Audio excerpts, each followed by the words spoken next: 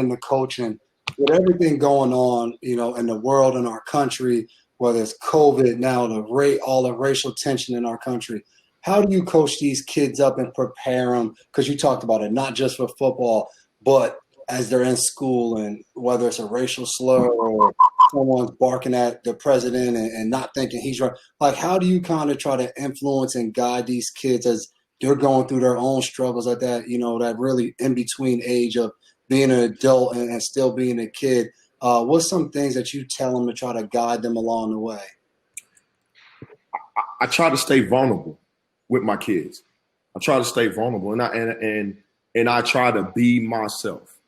I try to be myself, and when I say that is, we can group things how we want. We can group things black, white, other colors.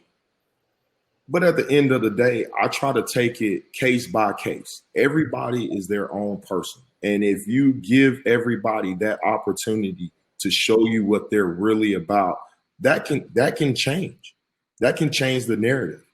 So when I stuck with my kids, regardless of the color, regardless of their background, social status, economic status, I treat all my kids the same way. And I treat them all with respect. And I remain vulnerable with my kids in allowing them to understand, okay, hey, I've made these mistakes. These are some things that I've done. And these are the reasons why, I'm on you this way, or this is what I see in you. These are the opportunities that I see in you that you may not see in yourself.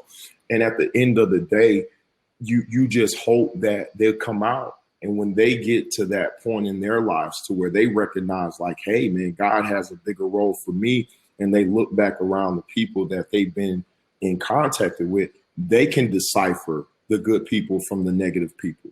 And they can decipher who meant them well and who was not on their side. And if you take that type of approach, then we'll eliminate that color, that bear, we'll eliminate it altogether. Because now we're going case by case, person by person. You're giving that opportunity for somebody to show you their character, integrity, if they're accountable, if they're respectable, all of that. And so I try to take that mindset to all my kids. And I am purposely trying to treat everyone the exact same way. I was talking, it's crazy you guys asked me that. I was talking to one of my seniors today, and I was telling him, like, what leadership to me looks like, and I'm sharing some of my stories about, when I'm at Southern Miss and, nobody's giving us a chance a day. And in order for me to get that recognition, I had to bust my butt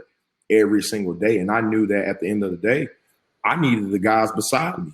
And so if I wanted to be a great leader, I couldn't yell at the guys. I had to motivate those guys. I had to pick those guys up. I had to tell those guys, hey, man, I appreciate what you're doing. Hey, man, come on along with me. I got your back.